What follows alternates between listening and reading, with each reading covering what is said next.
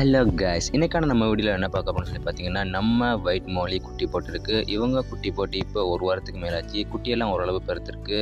சரின்னு சொல்லிட்டு இவங்களுக்கு முட்டையோட மஞ்சக்கருவை ஃபீட் பண்ணலாம் அப்படி சொல்லி போயிருந்தோம். ஃபஸ்ட்டு தரம் ஃபீட் பண்ணுறதால இவங்க சாப்பிடுவாங்களா இல்லையான்னு ரொம்பவும் பயத்தில் இருந்தோம். ஆனால் முட்டையோட மஞ்சக்கருவை போட்ட உடனே எல்லா குட்டிகளும் வந்து ரொம்ப விரும்பி சாப்பிட்டு இருந்துச்சு. இதை பார்க்குறதுக்கே நம்மளுக்கும் ரொம்ப ஹாப்பியாக இருந்துச்சு. சரின்னு சொல்லிட்டு நம்மக்கிட்ட இருக்கக்கூடிய கப்பி குட்டிகளுக்கும் இதை போடலாம் அப்படின்னு சொல்லி போட்டிருந்தோம். கப்பி குட்டியுமே இதை ரொம்பவும் விரும்பி சாப்பிட்றத பார்க்கவும் நமக்கு ரொம்ப சந்தோஷமாக இருந்துச்சு. நம்மக்கிட்ட இருக்கக்கூடிய மோனி குட்டிகளுக்கும் இதை கொடுக்கலாம் அப்படின்னு சொல்லி போயிருந்தோம்.